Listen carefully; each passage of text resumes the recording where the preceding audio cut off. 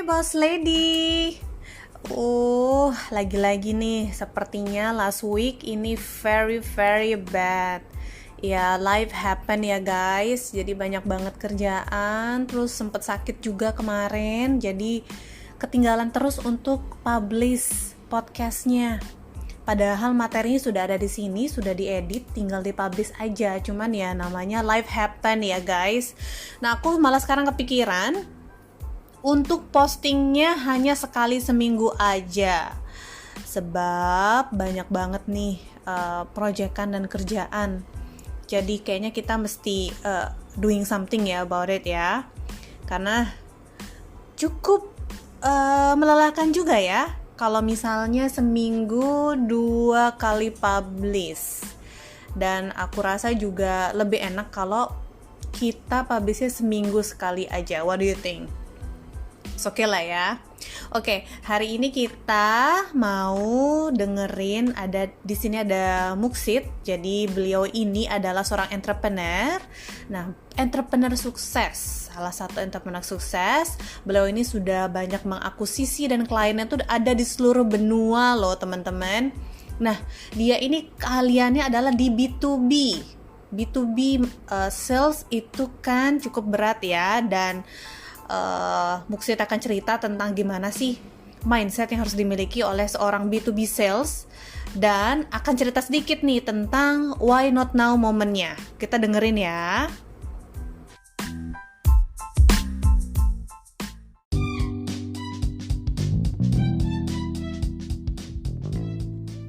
Halo, apa kabar? Aku baik, Alma. Kamu gimana? Baik juga. Ini aku lihat di LinkedIn kayaknya lagi sibuk banget, lagi akuisisi new company. Aku lihat, wow. Betul. Oh, oke. Nah, ini teman-teman podcastku itu pengen tahu banget. Jadi di sini tempatnya teman-teman belajar pengalaman narasumber yang aku ajak ngobrol. Nah, di sini aku manggilnya apa ya enaknya ya? Aku sih biasa dipanggil Muksid sih. Muksid Ahmadi. Jadi Muksid aja. Oke. Iya. Oke, kalau gitu boleh cerita sedikit nggak? Muksid itu siapa? Kegiatannya apa? Oke, sekarang aku lagi merintis usaha jadi entrepreneur di bidang teknologi. Sebelumnya aku berkecimpung di dunia teknologi sales sekitar 12 tahun. Aku kerja di Indonesia sekitar 8 tahun, tapi 4 tahunnya muter-muter Thailand, Vietnam, Filipina, memimpin tim sales untuk perusahaan bagi perusahaan global sih gitu. Wah, cerita sedikit dong, company teknologi apa ya? Boleh elaborate sedikit, like what you doing, daily routine. Oke. Jadi company yang aku jalanin sekarang itu kita memberikan solusi-solusi ke brand-brand fast moving consumer goods.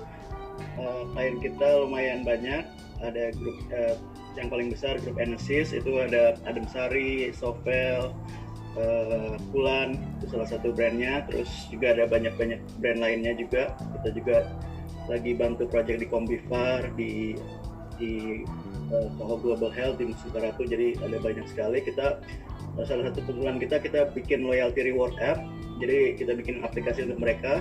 Mereka customer download, terus kalau nge-scan strip dapat poin, nonton video dari mereka dapat poin, share konten dapat poin. Jadi untuk menambahkan loyalty mereka, dan juga di aplikasinya ada direct selling app. Terus tapi kita juga banyak produk-produk unik lainnya. Kita lagi buat digital stamp, itu nanti akan launching 2 bulan lagi. Jadi stamp biasa kan harus ditempelin ke kartu gitu. Kalau kita nanti stampnya akan ditempelin langsung ke aplikasi, ke handphone. Jadi itu belum ada di Indonesia. Kita berharap jadi pemain pertama sih begitu. Wah, seru banget. Terus dengar-dengar lagi akuisisi company di Afrika. Bukan. Oh, Jadi bukan. kita lagi company. Oke. Bukan. Jadi company-nya di Indonesia. Dia udah bergerak 10 tahun. Terus juga dipimpin oleh orang yang lumayan berkecimpung di dunia IT-nya cukup lama, background-nya bagus. Mereka kuat di bidang IT tapi tidak kuat di bidang penjualan. Kita kuat di bidang penjualan, kuat di bidang IT. Jadi kalau kita akuisisi mereka, tim IT kita lebih kuat. Jadi bukan hanya aja penjualan yang kuat, tapi tim IT kita juga sangat kuat sih, seperti itu. Jadi dan itu kalau di Nigeria itu ada pilot project untuk bank besar di sana, kita coba pilot project di sana gitu sih. Wah, keren banget nih. Sudah kayaknya kliennya sudah dari Amerika, aku lihat sudah dari hampir semua benua ya. Betul. Keren Semoga banget. bisa main di level global sih begitu. Wow, keren banget. Boleh nggak cerita sedikit? Ini teman-teman di sini tuh pengen banget belajar tentang pengalaman narasumber di sini. Nah, biasanya kita akan tanya why not now momennya. Nah, kalau Muksid punya why not now moment nggak yang pernah terjadi pengalaman? Oh ya betul.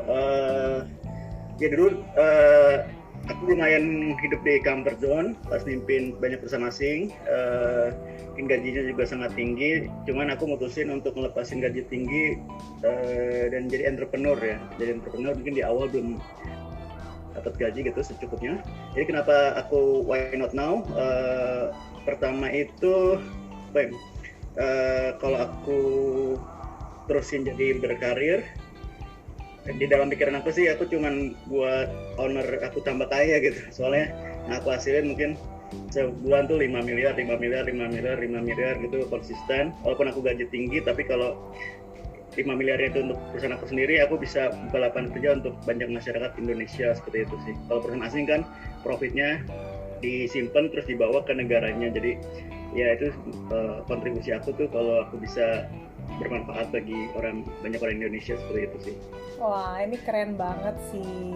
Why not momennya. Jadi dari kerja korporasi mungkin ya, company orang gitu dengan gaji besar, dengan title tinggi, tapi dilepaskan buat membantu membangun Indonesia.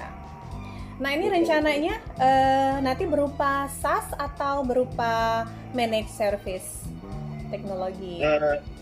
Aku jadi kalau pernah dengar kayak Rocket Internet itu dia buat buat produk-produk kayak Zalora, Lazada. Jadi kita juga sebenarnya mau buat Rocket Internet Indonesia sih.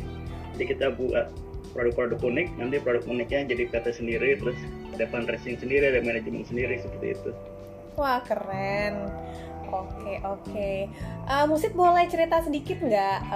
Mungkin kasih aku mau tanya aja, kira-kira nih orang itu untuk bisa sukses dalam karirnya, karena aku lihat nih Muksid benar-benar oke nih karirnya sebetulnya, tapi ditinggal dan pengen jadi entrepreneur. Nah, teman-teman di sini pengen tahu nih kira-kira mindset apa sih harus dimiliki oleh seorang employee, oleh seseorang lah untuk berkarir atau berbisnis. Kira-kira mindset apa tuh? Pertama dalam berkarir itu mindsetnya harus mencoba jadi yang terbaik ya, jangan jadi yang biasa-biasa aja gitu. Soalnya kalau kita jadi yang terbaik itu pasti manajemen bisa melihat effort kita dan juga kita akan jadi top of mind ketika mau ada promosi, seperti itu sih. Jadi ketika saya mulai karir dari sales trainee itu mungkin yang lain mindsetnya untuk pas program lulus terus diangkat jadi account eksekutif atau sales representatif, seperti itu teman. Saya ketika jadi sales trainee itu saya mau langsung bersaing dengan sales manager nomor satunya di company-nya. Jadi gimana caranya saya bisa menang lawan dia gitu. Jadi programnya 6 bulan, mungkin selama 6 bulan itu hampir nggak ada weekend, hampir nggak ada holiday, saya kerja terus Sabtu Minggu.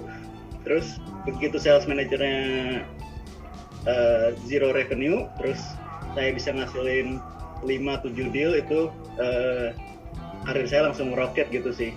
Jadi langsung diangkat jadi national sales coordinator. Sales lain harus report ke saya activity-nya, terus 4 bulan kemudian gantiin posisi top sales manager tersebut. Dan mungkin banyak orang kurang suka karena mereka ngira saya itu saudaranya sales director-nya, seperti itu, ada hubungan saudara. Jadi karir saya cepat banget gitu, loncatin banyak orang. Cuman untuk sukses berkarir kita nggak perlu pikirin apa yang orang lain pikirin ya, soalnya kita juga nggak dapat makan dari mereka sih. Jadi kita harus fokus untuk apa yang penting untuk bagaimana berkontribusi terbesar ke perusahaan kita seperti itu. Oke, jadi intinya adalah fokus untuk menjadi yang terbaik ya.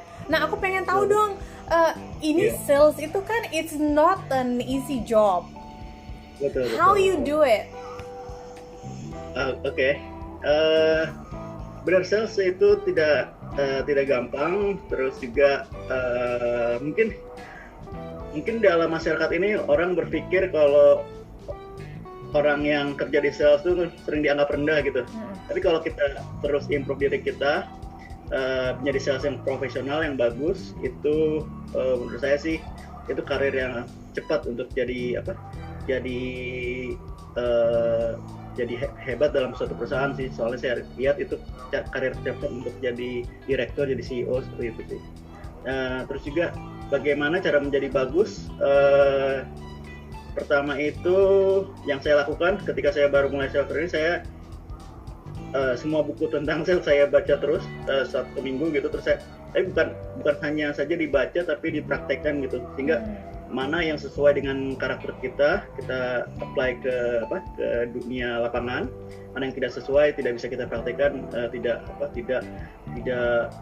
usah dipraktekkan. Jadi banyak sales itu kenapa mereka tidak naik levelnya karena tidak punya kemauan self learning sih untuk meningkatkan skill mereka seperti itu. Oke, jadi intinya adalah self learning ya. Nah, oke, tadi aku sudah tanya why not now momennya, sudah tanya kiat-kiatnya biar jadi sukses gitu, apalagi berkarir di bidang sales. Aku mau ini dong, tanya sedikit lagi nih, mumpung kita bisa ngobrol. Oke. Mungkin kalau misalnya nih diminta dipilih nih maunya itu dulu nih ya, maksudnya dulu nih, kalau maunya dulu kalau bisa milih itu mau di bidang apa sebetulnya kalau bukan dulu, ya? Iya, dulu itu saya mau berkarir di bidang finance ya, di bidang accounting. Jadi sebenarnya saya berkarir ke sales itu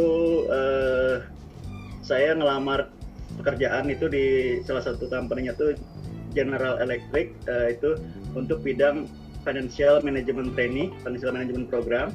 Itu saya ngelamar di situ dari mulai interview sampai akhirnya saya 5 kandidat terakhir yang bakal dites. Cuman waktu itu dari manajemen GE bilang saya itu nggak cocok di bidang back office, di bidang accounting.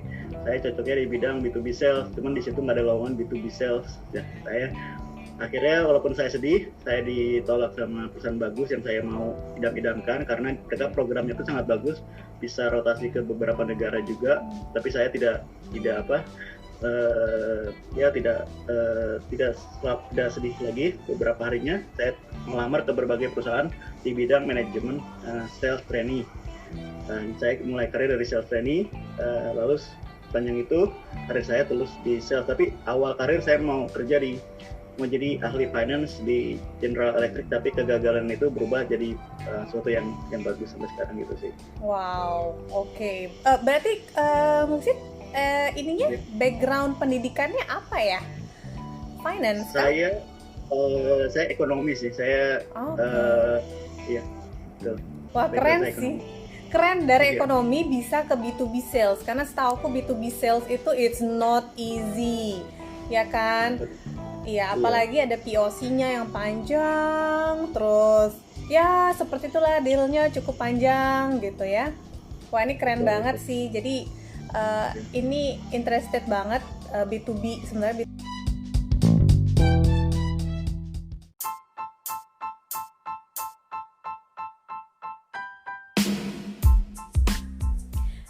Hai guys, buat kalian yang ingin bikin podcast kayak aku gini, it's very easy and it's very simple. Plus, it's free. Kalau kalian belum punya yang namanya Anchor, tinggal download the free Anchor app atau pergi ke anchor.fm to get started. Everything is just one place.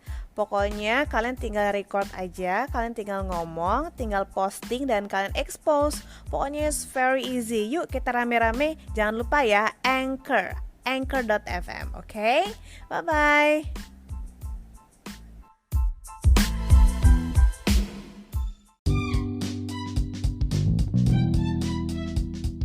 To be sales nih interested banget. Nah, boleh nggak Muksid kasih saran untuk pendengar Boss Lady di sini? Nah, notabene-nya adalah pendengarnya itu karyawan sama pembisnis sama founder startup. Oke. Saran untuk mereka gitu ya? Iya. Oke.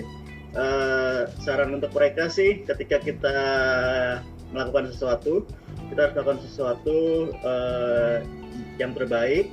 Kita jangan mau kalah, walaupun lawan kita lebih pintar, lebih resource lebih banyak, tapi kalau kita bisa kerja lebih keras dari mereka, saya yakin kita bisa mengalahkan mereka seperti itu sih. Jadi kita harus coba, kalau bahasa Inggrisnya tuh outwork other people ya. Jadi lebih kerja keras dari pesaing kita, seperti itu sih. Wah, ini aku dari tadi mendengarnya bersaing menjadi nomor 1, kayak kompetitif sekali nih Muksid ini sebetulnya. Oke. Kalau teman-teman pendengar di sini pengen berkoneksi dengan Muksid, bisa di mana? Bisa add Instagram saya Muksid Ahmadi gitu. Oke. Ada LinkedIn juga ya kemarin? Mungkin iya ada, bisa juga add di LinkedIn saya. Oke, nanti teman-teman aku bisa ketik aja di caption. Jadi teman-teman bisa tinggal klik, bisa langsung kenalan dengan Muksid. Oke, kalau gitu terima kasih banyak waktunya. Sama ya. Ya, thank you ya. Nanti kita ngobrol-ngobrol lagi. Bye. Oke, Alma. Thank you.